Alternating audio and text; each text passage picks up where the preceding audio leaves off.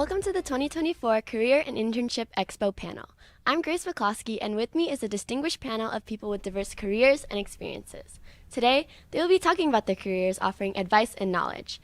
This stream is brought to you by Advanced Video Production. Let's get started with some introductions.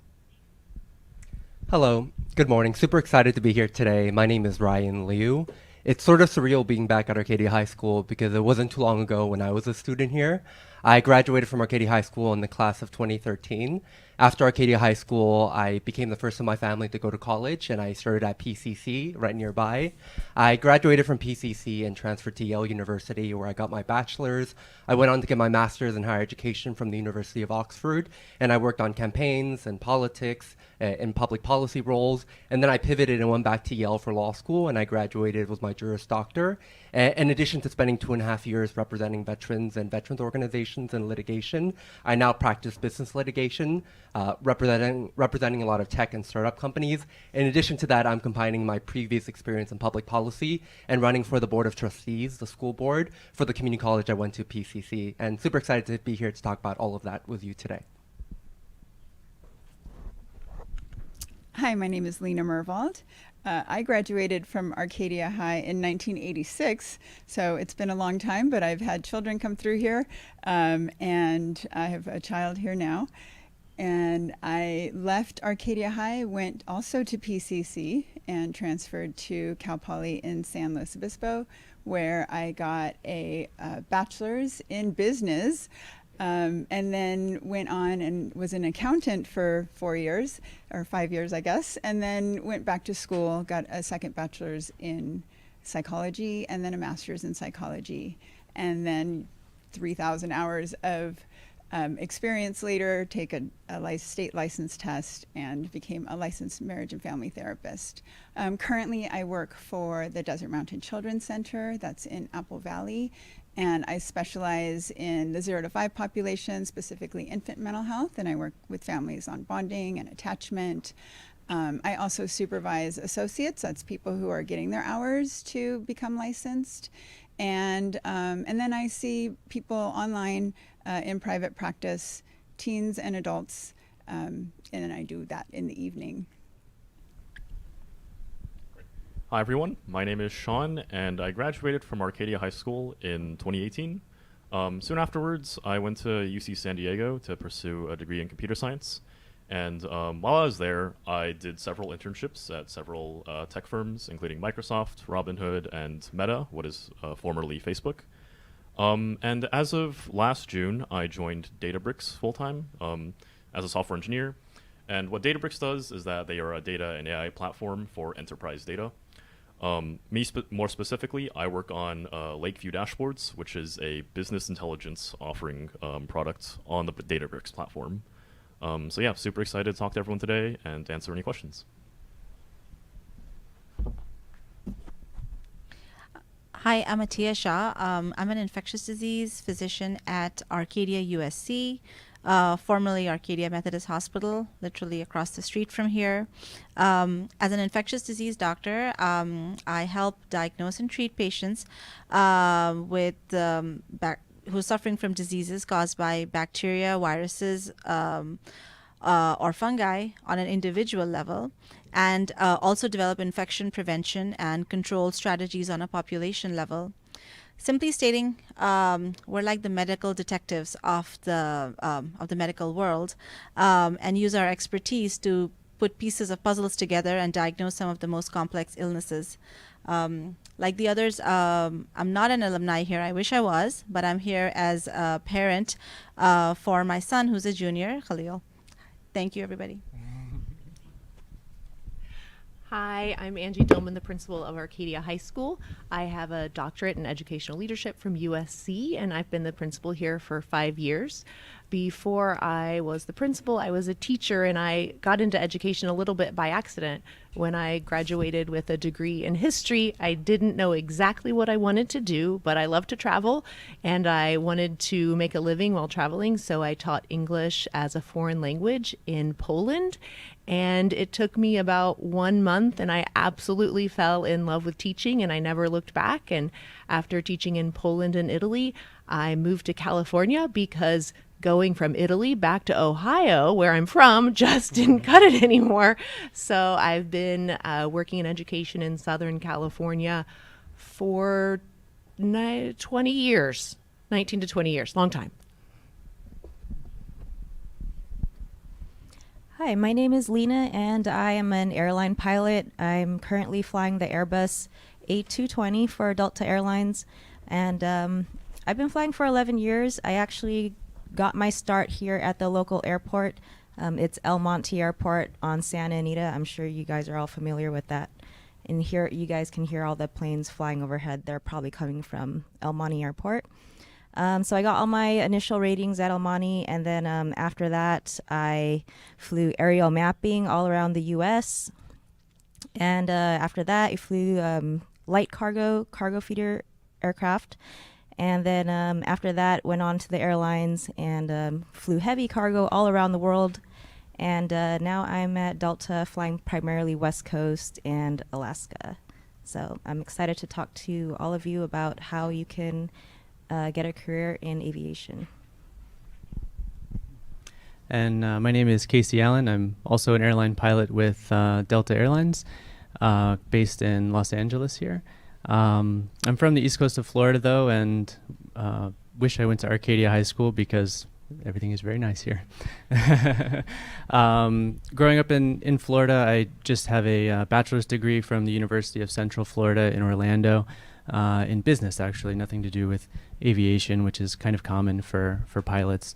I've been an airline pilot for 13 years, worked for a couple of the airlines that Lina has and a couple different ones. But yeah, happy to be here and answer any of your questions. Now we'll begin our open panel. So the first question that we have is, what stereotypes and stigmas are true and untrue about your career? Some of the stereotypes and stigmas about being a pilot are that you have to have perfect vision. That's not true. You just have to be able to correct your vision. And right now I'm wearing contacts, so if you can correct your vision with contacts or glasses, you can be a pilot.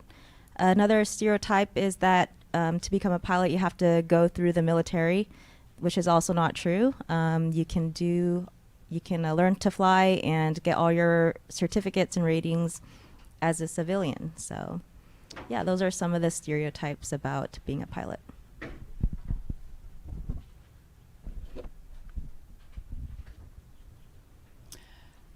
I would say the biggest stereotype that psychotherapists face is that we can fix everybody's problems or that we tell people what to do. The reality is that we help people find themselves and try to figure out how to navigate through their own life and find their own way. We're there to help support and guide, not direct and tell people. I would say a true stereotype is that we do get to wear a lot of cardigans.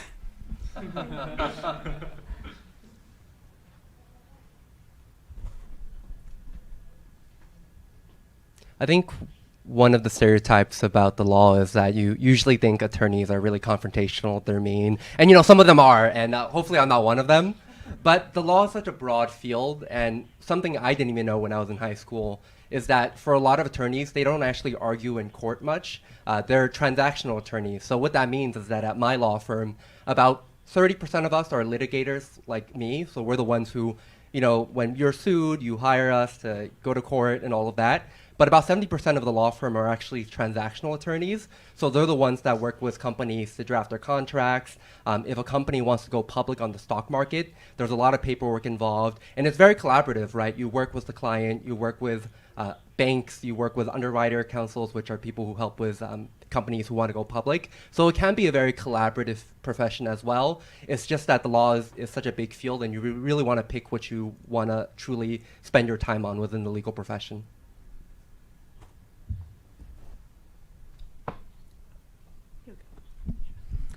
I guess I'll talk about stigmas in my field, some true and some not as much. First, I would say it's always said medical school is hard. I'm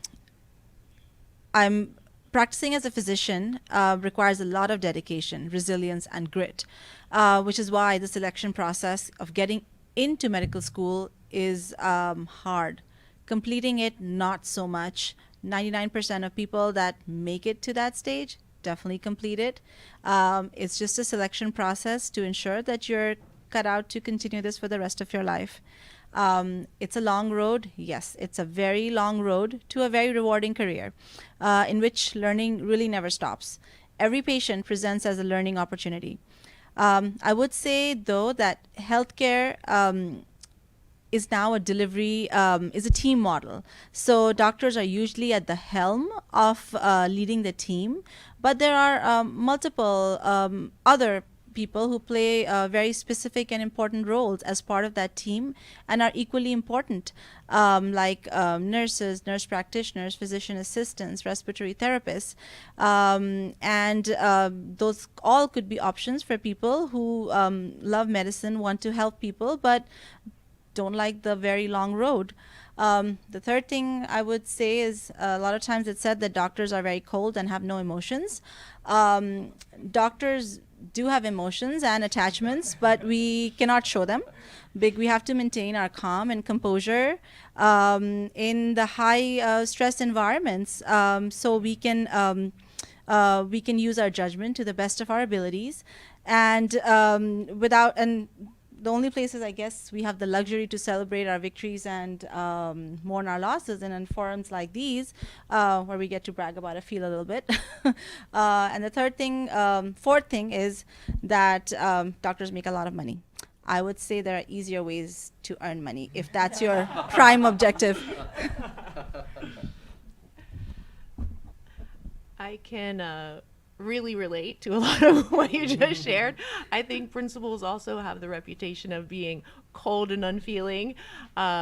Teachers often say when a teacher goes into administration, they're going to the dark side. I've heard that one before. And I could see where they're coming from in some ways. I think another stereotype is that some people who want to go into administration, they want to spend as little or at least amount of time in the classroom as possible. And I think that's really not true. I was a teacher much longer than I've been an administrator. And I think that for good administrators, if you can really, tap into that experience and remember what it was like to not just be a teacher, which is important, but what it feels like to be a student, then you'll really overcome that stereotype. And when I was in high school, I don't remember seeing my principal in the hallways or at my volleyball games. So one thing that's really important to me to overcome that stigma is to be present, be out and about, and to be at as many student events as possible.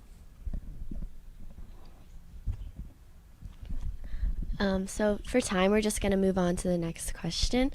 So what steps did you take in high school to get to your career path? Yeah, so I can answer this one.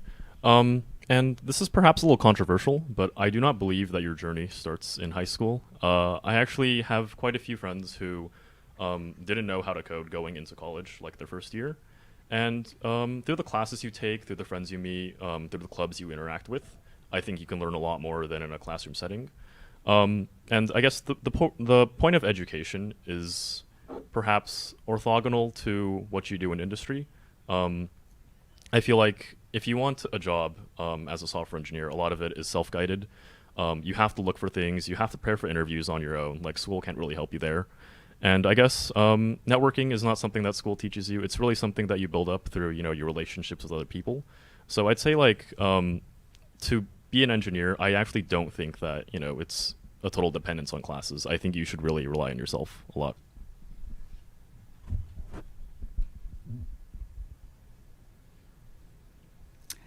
I 100% agree with that. I had no idea I wanted to be a therapist in high school. I guess what I would want to say here is if you have a talent, you know what you want to do today sitting here, and you absolutely are 100% sure and you have a talent, go for it and go to school. Learn more about it. I mean, that's what school is for. If you're not great at it, that's fine. That's what school is for, to teach us how to be what we want to be. And even if you don't use it in the future, that's fine too. I have a business degree. And I went to, I didn't even know I wanted to be a therapist until I was about to get my first bachelor's. And I was about a quarter away, and I decided to be a therapist. And then I graduated with a business degree. So kind of went off and worked in that field for a while before going back to school. So I would say that if you don't know sitting here today, what you want to be, that's okay too. That's why I went to PCC. I absolutely loved it. One of the best advice tidbits I ever got was to go to PCC and take anything that interests me. And I did that. And I took the most random classes. I took astronomy and ballet and things that I was not good at and never did again in my life. But it added to my, the things that I have experience in and things that I know. And it was fun and it was cheap. And I could do that until I found what I wanted to pursue. I think I was very fortunate because I actually did know what I wanted to do in high school or even before high school. And I was also very fortunate that my parents were supportive of that. So if you are interested in flying, actually, you can get a basic pilot's license at the age of 17. You can even fly by yourself when you're 16 years old. So it's something that you can start really early, and if your parents are willing to support you, it teaches you good life skills, personal responsibility, situational awareness, things like that. And even if it doesn't become your career, it will be definitely a unique hobby and fun thing to share at a party. I absolutely agree with everyone. What you said, Sean, really resonated. High school is about trying lots of different things and taking notice of what you enjoy and what you don't enjoy. All those group projects that your teachers assign, take notice. Do you like working with a group or do you like working independently? That's what high school's about. It's not about teaching you every single skill you'll use in life. It's about preparing you to have the ability to figure those things out, know who to ask, know how to interact with people.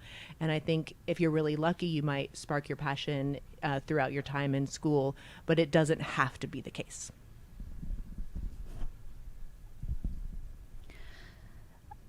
So I was lucky that both my parents were physicians.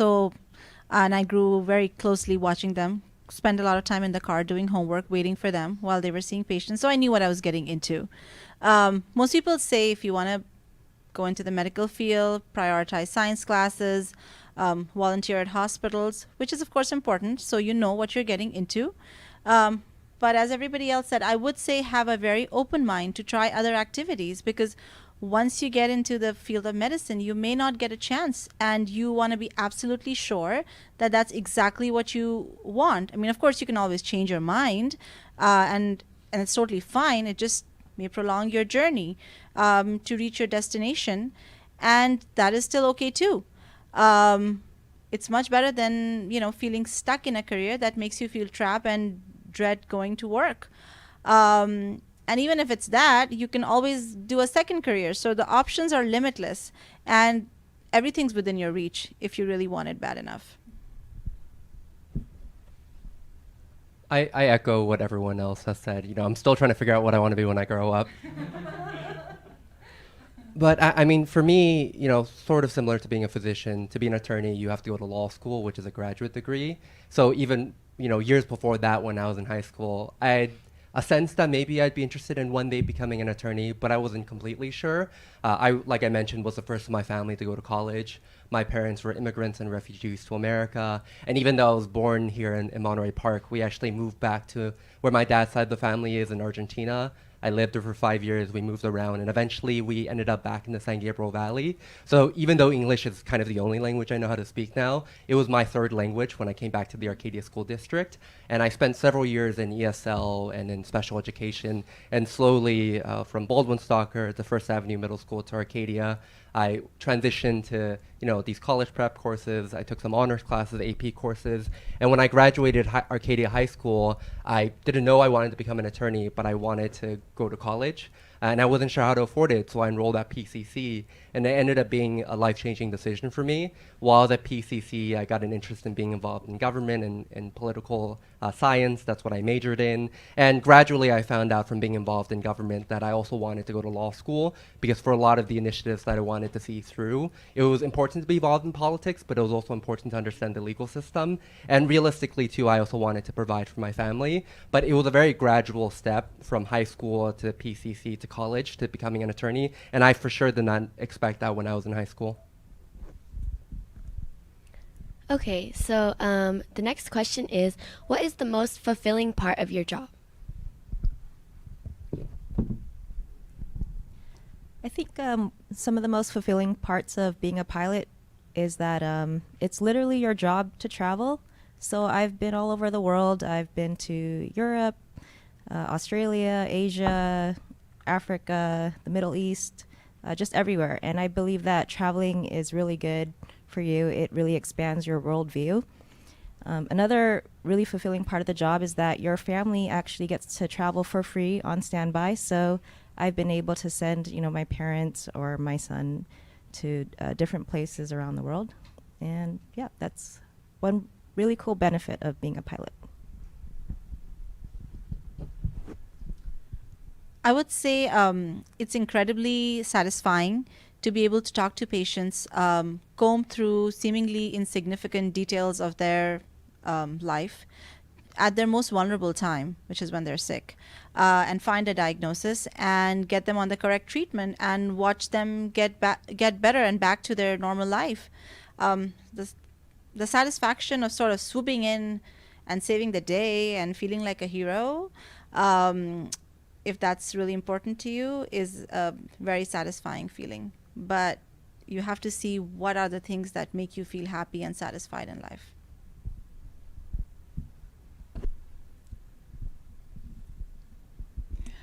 I would say the most fulfilling part of my job is knowing that I'm helping people feel better about themselves, help people feel more satisfied in their lives, and just help people learn how to love who they are and what they do, and that it's okay to change.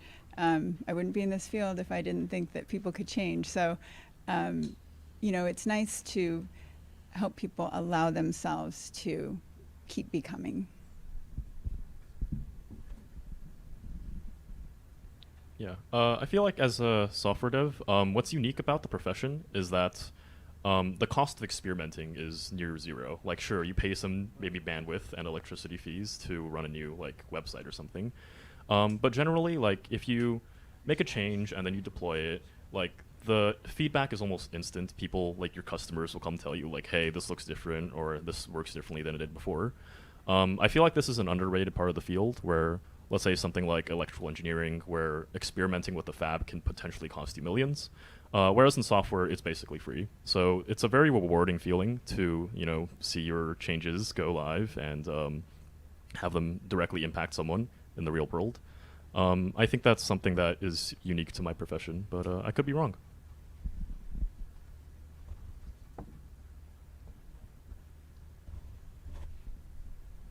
I'll give you two examples. One, I want the standby flight, so if I can pay for any of those, please let me know. So no one likes being sued. No one likes going to court. Well, we'll just start off by saying that. And I think having the opportunity to get a legal education, something that is very fulfilling is to be able to help people navigate the legal system.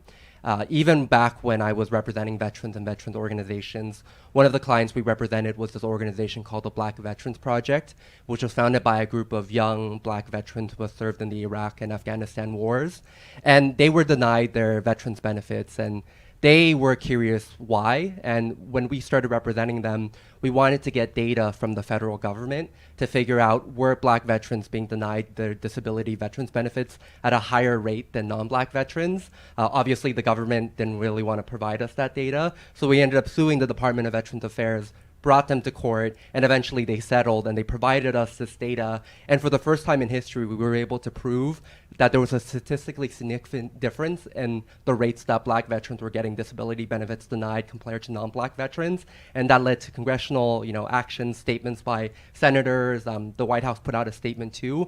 And this was something that I did when I was a student with a group of other law students working in our legal clinic. So that's very fulfilling, being able to use the legal system to effectuate change. A second thing that's really fulfilling is that if you're someone who always wants to be intellectually stimulated by different materials, I think each case you get an opportunity to learn about something new. So for example, I was really excited to talk to Casey and Lina earlier today about the airline industry, because I just went to Boston a couple months ago because our firm was representing JetBlue in a big trial, and I learned a lot about the airline industry there. So if you always want to learn about different fields and different sectors, I think being an attorney is a good way to do that.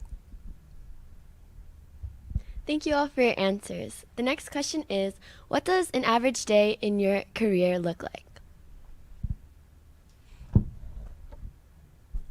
All right. Well, I guess maybe something that's a little different as an airline pilot is the average day. You probably aren't waking up in your own bed. You're waking up in a hotel somewhere in the world. And so you start off by trying to figure out where you are and what you're going to do that day. And if you're lucky, you probably wake up and don't need to go fly right away. So that's a great time to explore, sometimes just by yourself, or sometimes you're able to make friends in the places you go or explore with your other crew members. And then eventually, it's time to show up and take a flight. So we usually show up to the plane about an hour before the flight, do a walk around of the outside of the aircraft, test all of the systems, and do that kind of while the passengers are getting on. And then it's time to go. And once we take off, are in the air, a lot of the flight is on autopilot, which I think is probably one of the stereotypes of airline pilots, is that we're just sitting there. And during cruise flight, we are kind of just sitting there. Sometimes we'll chat with each other, eat a nice meal, or maybe just look at the views. And then pretty much once we land, we'll conduct either from 1 to maybe 3 flights in a day, and end up in a hotel somewhere else with some more time to explore. So that's a pretty typical day, I'd say.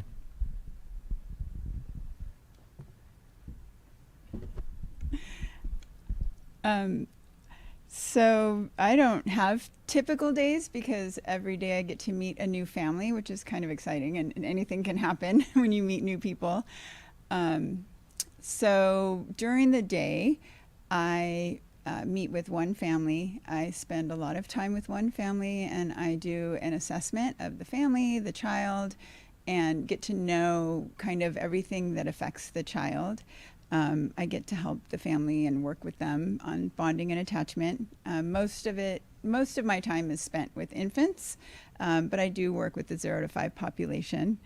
And then one night a week, I supervise associates, so I get to help people who are getting their hours in order to get licensed themselves. So it's kind of cool to help people develop in this career as well. Also, in my day job, I also do a lot of training. So I have a lot of people shadow me, and I train how to assess families and how to put treatment plans together. And then another night a week, I do psychotherapy with adults online. And so again, it's a different conversation every time. So you get to know people. I get to, somebody else talked about, getting to know the people's stories and their lives, and it's even like learning new things as an attorney. I get to learn about everybody's careers too, and what they do in their daily life. So it's different every day. So I work in the inpatient setting, which means I see mainly patients in the hospital setting. So the workflow may be different for people who work in the outpatient setting. So usually my day starts early. I wake up to the text from the night doctor who's leaving the hospital, and he text me the names of the patients that would benefit from my expertise or were admitted overnight with concern for infections. I get to the hospital, I log into the computer and sit down and review labs on my patients and the overnight events that have happened. Then I go to the floors to round on my patients, starting out usually in the ICUs, which is where the sicker people are. I talk to them. I talk to the nurses. By the way, the nurses at the bedside provide very valuable information because they're with the patients 24/7. I talk to the family members, try to address their concerns.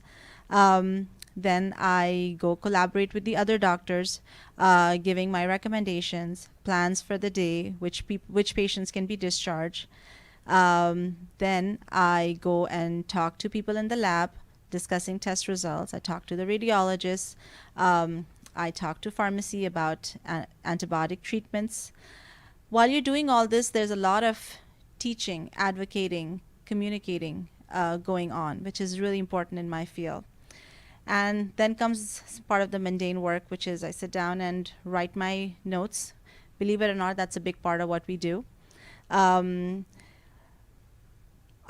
of us who are also in administration, you manage things to ensure best quality of care possible, delivered by other doctors and by the healthcare team that I alluded to earlier. One thing I do want to say, as infectious disease doctors, we prescribe antibiotics, but our aim is also to advocate for the appropriate use of antibiotics, which is to make sure they're not used unnecessarily, used only in situations where they're truly needed, because we are trying to save antibiotics, as excessive exposure of antibiotics is leading to resistance, and we really want to save these drugs for people who really need them. Also, 1 day a week, I work in the wound care center, again with a multidisciplinary team of podiatrists, plastic surgeons, taking care of complex wounds in our patient populations who are diabetics. So it's really important to take good care of your health. I would like to say healthcare, again, is a team approach. You have to be able to work collaboratively and communicate well so you can put people at ease so they can share their most vulnerable side with you. Anyone else like to answer? Okay, go ahead. I absolutely do not have a typical day. The actions and decisions of over 3,000 students dictate many of my days, but it keeps it really interesting and it makes it a fun job. Okay, moving on to the next question. What types of entry-level positions or opportunities are available in your field? I can take this question as I have recently graduated and I am technically in an entry-level position. So for college graduates and college students and graduate students, a lot of tech firms usually offer internship opportunities, which typically takes place over the summer in a 12-week program from June to, I think, end of August, early September.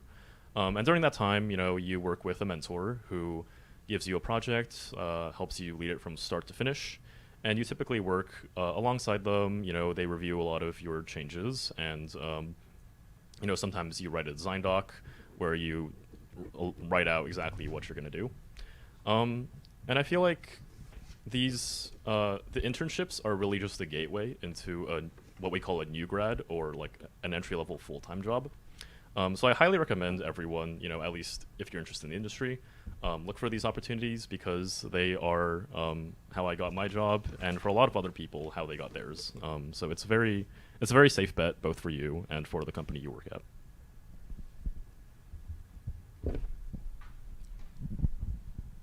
So there are a lot of ways you can just get your foot into aviation before you even become a pilot. For example, at the local airport, you can, work at the front desk at a flight school. You can drive the fuel truck, or you can wash airplanes. At a bigger airport, you can work on the ramp. Actually, a lot of pilots started off as rampers, loading bags. You can work as a gate agent or a flight attendant. We have a lot of flight attendants who switched over and became pilots. So these are some non-flying jobs. Once you get your certificates, your pilot certificates and ratings, some entry-level pilot positions are flying tours, banner tow. Sometimes you see aircraft in the sky towing some banners, traffic watch. Yeah, there are a lot of little small jobs like that, or aerial mapping, which is what I did. Yeah.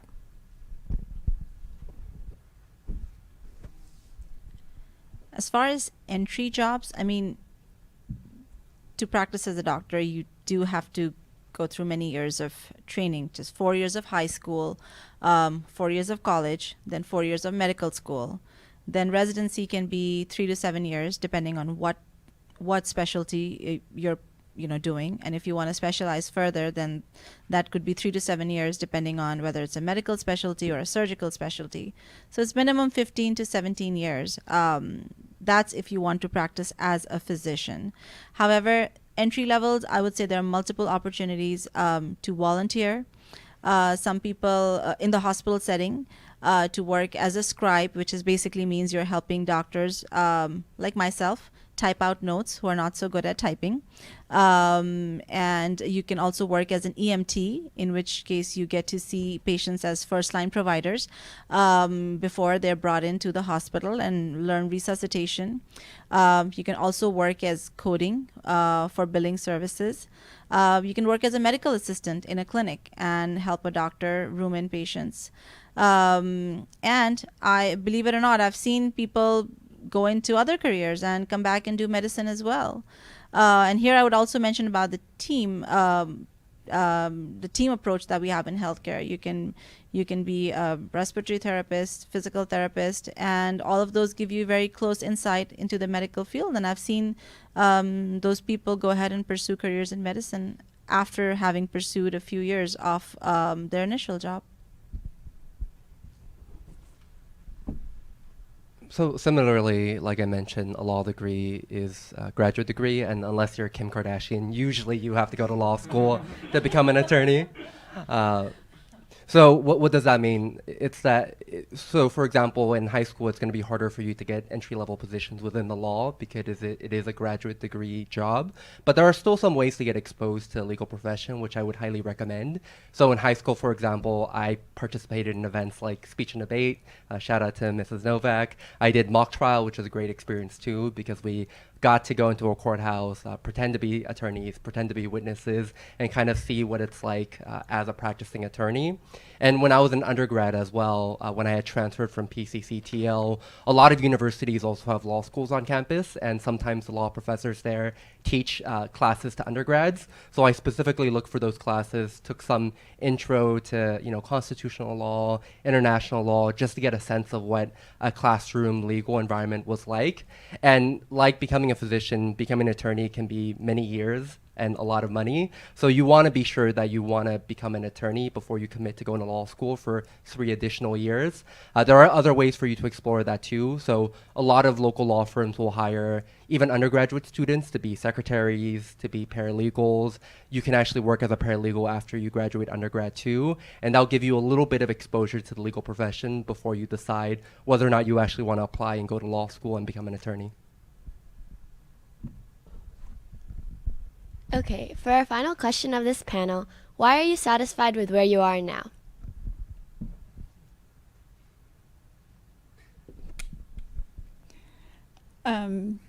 So I would say that why I'm satisfied has nothing to do with the amount of education that I got. Once I found what I loved to do, I just went for it. And even though it was completely different from what I was doing at the time, even though I'd already gotten a degree in something else, once I found where my heart was and I went for that, life became beautiful and fun. So, and my mom always says, if you do what you love, then you're not, then the money will follow. So money was never like a driving force for me. I think if it was, I probably would have remained an accountant. and there's no accountants here today, so I can say this. As an as an accountant, I never I could spend all day and not see another human being, and which is fine if numbers are your thing, which they were my thing for a long time.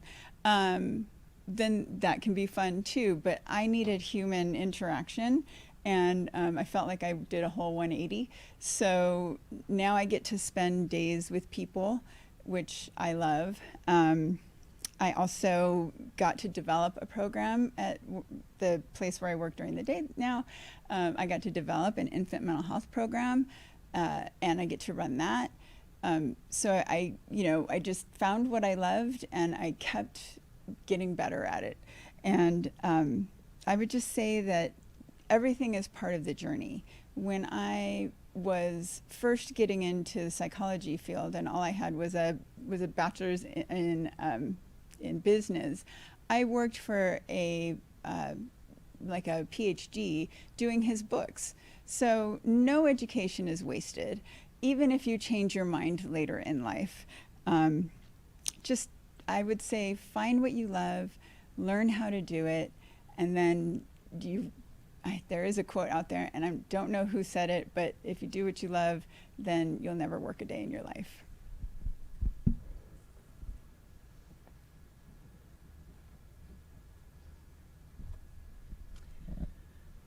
I think that for myself, I have a really similar feeling that as long as I worked in education, I've had other jobs, like while I was getting my teaching credential, I worked in offices, and I remember that feeling of not wanting to go to work. And even though I know I have hard days ahead of me sometimes, I've never once felt that I'm not eager and excited to come to work, especially at Arcadia High School. I've been a teacher, ASB director, assistant principal, and principal here, and I feel like this is a place where you can get a lot of opportunities, and I think that it's just an inspiring place to be, and I know 100% it's because of our students and our teachers. They're smart and kind, and it's just a great place to work every day.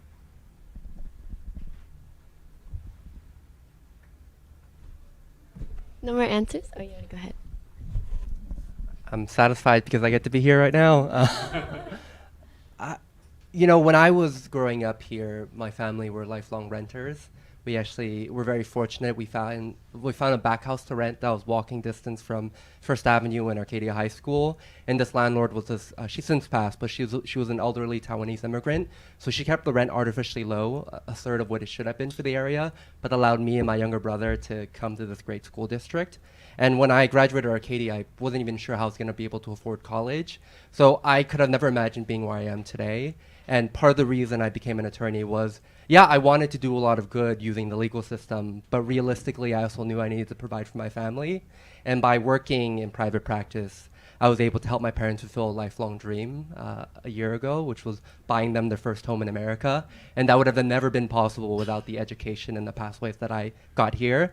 But also for me, it's finding a way to merge all my interests, right? Being involved in public policy, in government, but also my private practice. And that's why ultimately I decided to also run for local office. So I think regardless of what career, whatever profession you do, you want to find a way to feel fulfilled. And that can be part of your job, but it can also be a lot of the stuff you do outside of the office as well. So I would always keep that in mind as you continue with your education. I would say I think a big part is to analyze and think what you derive satisfaction from. What are the things that drive you? What are the things that motivate you in life? If you have empathy, compassion, and capacity to work hard, then medicine is the right field for you. Because when you're compassionate about something, you feel their pain, you go out of your way to help that person. The correct attitude is very, very important. And I'll be honest, there are some very good days and some not so good days and some bad days, just like any other field. Some days you're really appreciated by your patients, and they walk out with a smile and give you a hug that truly makes your day. And some days you don't win that fight. But at the end of the day, knowing that you gave it your best helps you move on to the next challenge. Okay, thank you all so much for being here today. Make sure to check out the Career and Internship Expo in the CTE at lunch. Have a great day. Bye-bye.